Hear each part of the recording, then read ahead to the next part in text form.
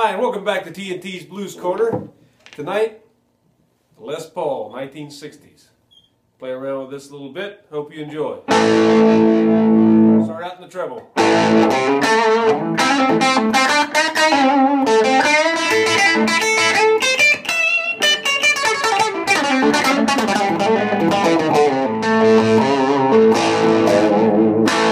reason why I'm doing this tonight is I'm just fed up with this thing.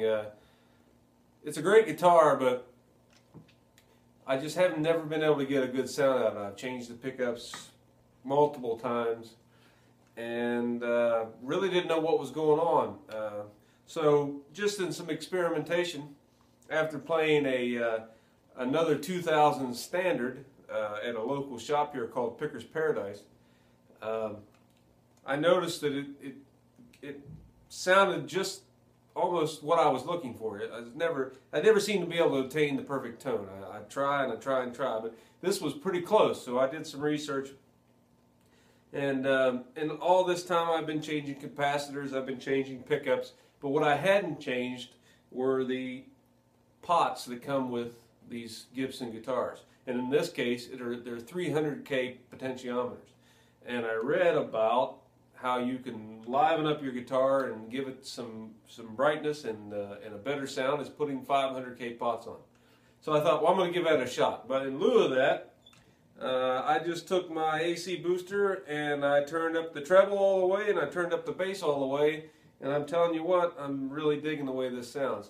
We're playing through this little guy right here because it's the only amp I have right now available to play through. This is a Champion, a Fender Champion 600. Great little amp. I got it turned up almost all the way, maybe on 7 or so, and I got the volumes all the way up. When we go into the treble, I'm going to have it backed off a little bit, but when we're in the rhythm, everything's on 10, so here we go.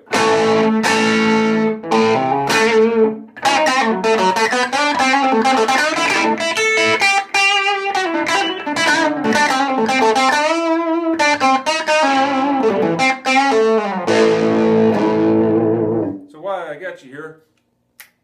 I was going to talk a little bit about intonation. Now, not intonation on you know, setting up your guitar, but playing with good intonation when you're bending, or even when you're pressing down. Some people have a tendency, even when they're playing just a note or even a chord, to kind of push a little sharp.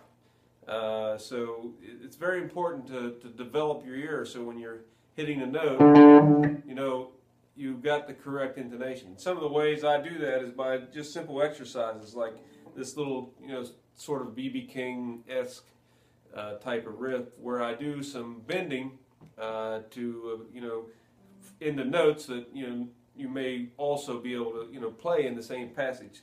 It goes a little something like this.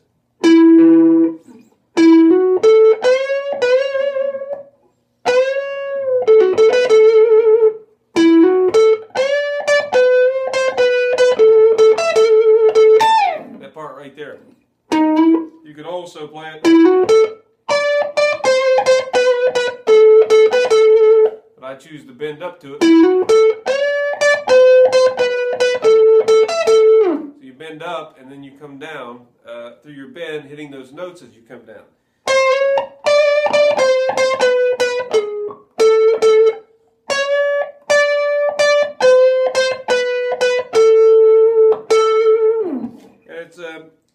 It's a good way to practice your intonation doing that. And also another way would be to bend, say, this normal type of blues little riff. Here it goes.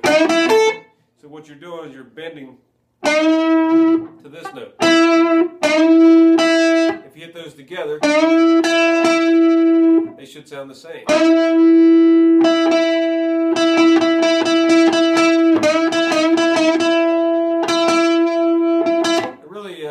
You know, they might be a little bit off, but most people's ear is not going to hear that. I've trained my ear for many years. I hear very, very slight differences, just like with tuning. I mean, you can hear the little differences in there, but they're not bad enough to mess up maybe an 8 chords here.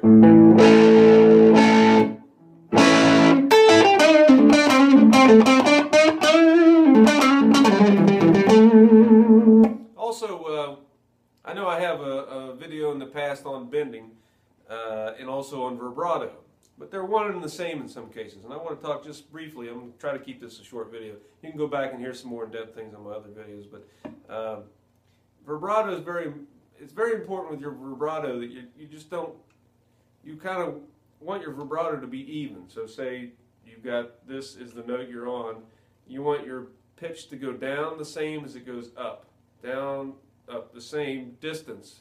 And if you're thinking in terms of maybe like a sine wave, as sound normally travels, you want those, you know, the sharp and flat to be the same distance from the note. So you don't want to go, that just sounds strange, but you want to be right around that note, but the same kind of pitch up as you go down. So, you know, same distance, sharp and flat, are the same tone.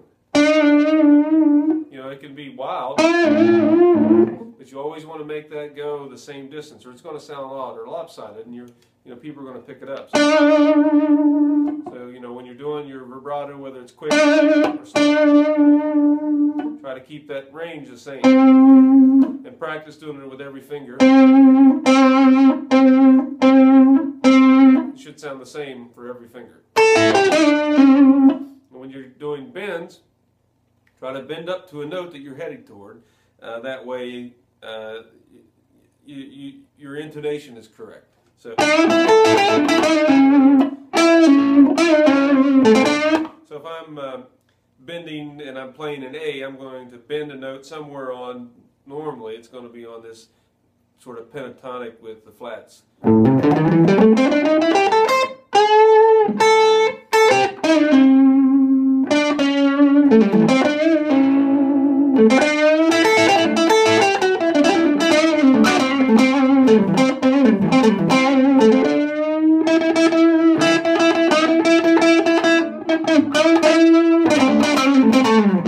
If you're playing a strat and you don't have it balanced, the tremolo, or you don't have it decked, you're going to have a little bit of trouble doing those kind of unison bends, because as you bend a strat, unless you have it balanced, like one I actually have been able to do with my Goldie, and then Goldie's even bad if you get over that point and you bend too far, it will start pulling the other out. What happens when you start bending a string on a strat or a tremolo type guitar, the other string adjacent to it is going to go out of tune. Actually, all of them are going to go a little bit.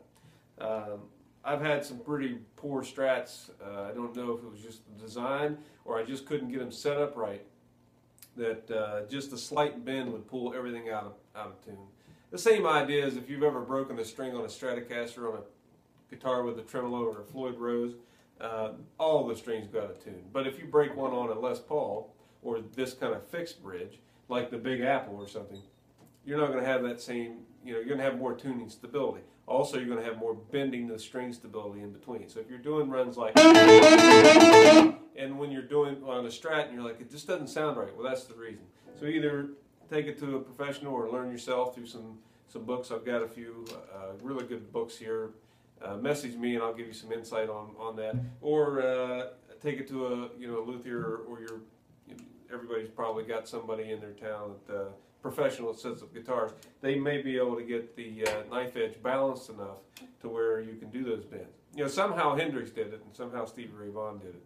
So I'm sure it's possible, and I really think Goldie's set up to do that. But anyway, enough of that. Just wanted a short video here, and also to give you an idea if you're still hanging around here for this. I know everybody's busy and short attention spans, and you don't watch all the videos all the time. But if you stayed this far, you're going to be hearing about something, kind of a treat on TNT's Blues Corner. End of last week, I had my whole family here, 2 sisters and a brother and myself, and we recorded us jamming here in the room, and I hope to get that out soon. So until then, I'll leave you with this short episode on just some discussions to get maybe you guys thinking, or get some comments rolling, and we can try to build this channel up a bit and start answering some questions and such. So I tried to jump on some different topics there, so I hope you enjoy it. But until next time, have a great day.